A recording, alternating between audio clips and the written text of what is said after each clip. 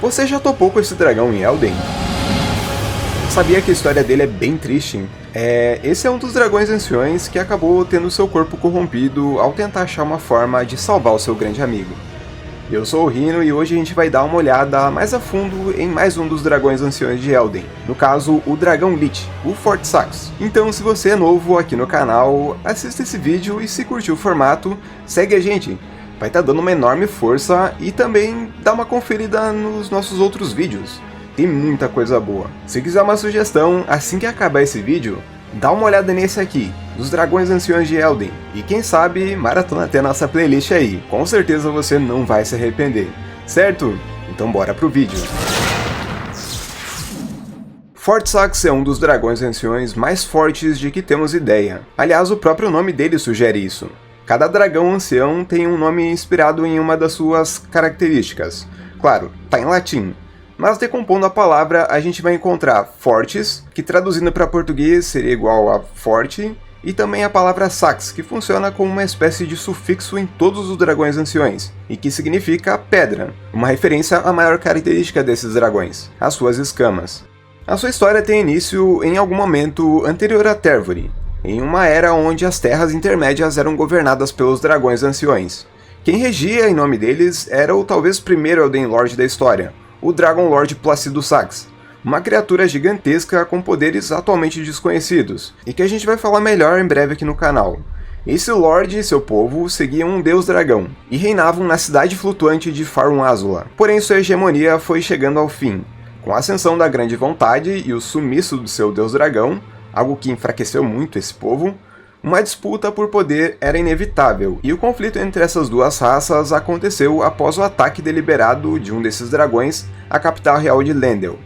O dragão que executou tal ato foi o Grandsax, o maior dos dragões. Porém, antes de conseguir fazer algum mal à cidade, a criatura foi neutralizada. Mas claro, o seu ato deu início a uma guerra, onde as tropas de Marika, lideradas por Godfrey e Godwyn, simplesmente acabaram com os dragões. Mas nem tanto. De certeza, só o Grandsax que foi finalizado.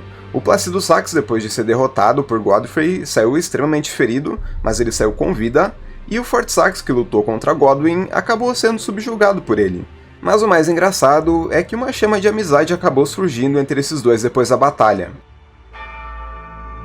Godwyn, o primogênito, e o dragão ancião Fortissax se tornaram grandes amigos, e tentaram de certa forma unir essas duas raças através do culto do dragão, uma espécie de congregação autorizada pela Ordem, na qual os humanos que participavam podiam aprender as técnicas dos relâmpagos. Eles eram ensinados especificamente por um dos dragões, no caso a Lanceax, que, a pedido do seu irmão Fortissax, assumia a forma de uma sacerdotisa humana para conduzir esses ensinamentos. Ah, mais uma coisa, não confunda o culto do dragão com a comunhão do dragão. São duas ideologias bem opostas assim. Enquanto o culto preservava a paz entre as espécies, a comunhão era um ato predatório, onde o usuário tomava força às habilidades dos dragões. Essa paz perdurou até que por um longo tempo, mas foi na Noite das Facas Negras que tudo começou a ruir. O plano de Honey para se livrar do seu corpo físico, e com isso do fardo de ser uma Empyrea, acabou envolto em uma teia de mistérios e conspirações. Nesse plano, ela roubaria um fragmento da Runa da Morte, e usando seu poder, ela daria um fim ao seu próprio corpo império, libertando a sua alma. E ao mesmo tempo, um outro semideus devia ter a sua alma ceifada, e o seu corpo liberado, quase como uma troca equivalente. E, pelo puro acaso, ou não, esse semideus foi Godwyn. Se você quiser entender um pouco melhor sobre esse plano da Honey, eu sugiro esses dois vídeos aqui. É a história completa da Honey antes e depois da ruptura. Dá uma conferida que ele ficou bem explicadinho, tá muito bom.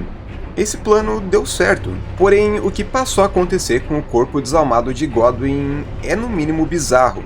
Sua morte parcial fez com que a sua alma retornasse ao ciclo da Tervory, o qual foi pausado há muito tempo atrás, lá no momento da criação da Ordem Áurea, com a remoção da Runa da Morte. Porém o seu corpo, que naturalmente devia ir para o mundo dos mortos, permanecia semi-vivo. Por ele estar nesse estado de semi-vida, ele se tornou uma espécie de passagem aberta para aqueles que vivem na morte. Várias raízes desse lugar começaram a brotar do seu corpo e a própria morte fez morada no seu interior. Logo ele teve que ser realocado para uma área mais remota nas profundezas da capital real, onde se encontravam as raízes mais profundas da Terbury, até que alguém conseguisse dar um fim nesse estado que ele se encontrava. Mas mesmo assim, essa praga continua a se espalhar sorrateiramente por todo o canto, trazendo o mundo dos mortos para as Serras Intermédias. Fortsax, vendo a situação do seu amigo, passou a enfrentar esse mal. Mas não entenda errado, sua luta não era especificamente contra os seres que vivem na morte, como faziam Laudei e o Gurren. Sua luta era unicamente para salvar o Godwyn, ou ganhar tempo até que alguém conseguisse fazer isso. Algo que infelizmente não chegou tão cedo. A ruptura aconteceu, as Serras Intermédias viraram um verdadeiro caos, uma era se passou e a ajuda, bem, ela nunca veio. Fortsax, a princípio, montou sua guarda no interior de Godwyn, na sua mente, ou consciência, e lutou incansavelmente contra a morte que tentava dominar o seu amigo. E por fim, ele pereceu. Seu corpo foi corrompido pelas raízes da morte, ganhando uma coloração escura e avermelhada, semelhante à Runa da Morte, e ele por fim se tornou o Dragão Lich. Mas não se engane, muito tempo depois, com a ajuda da Dama do Leito da Morte, que há muito tempo prometeu ajudar o Godwyn, um Maculado consegue acessar a mente do corpo desalmado de Godwyn, e lá permanecia Fortsax, ou o que sobrou dele, ainda defendendo o lugar. E aí pessoal, o que acharam do vídeo? Espero que tenham curtido, e assim, por mais que esse episódio tenha ficado curtinho, essa história aqui deu muito trabalho. Essa parte que envolve Godwyn, Fia, a Noite das Facas, ao mesmo tempo que ela é fascinante, também é extremamente nebulosa. Os próprios conceitos de morte e morte destinada são uma verdadeira bagunça. O lado bom é que eu acabei juntando bastante material sobre a Fia e também sobre o Godwyn. E se vocês tiverem interesse, eu até posso trazer alguns capítulos falando sobre eles e o final da Era do Crepúsculo. Mas já adianto, vai ter muito achismo nesse vídeo. Então se vocês não se importarem, é só mandar nos comentários aí, eu quero que eu acabo trazendo esse conteúdo. Mas por enquanto era isso. Se curtiu o vídeo, não esquece de mandar um like e principalmente seguir o canal. A gente tá correndo para alcançar os primeiros 1000 inscritos aqui e qualquer ajuda vai ser incrível.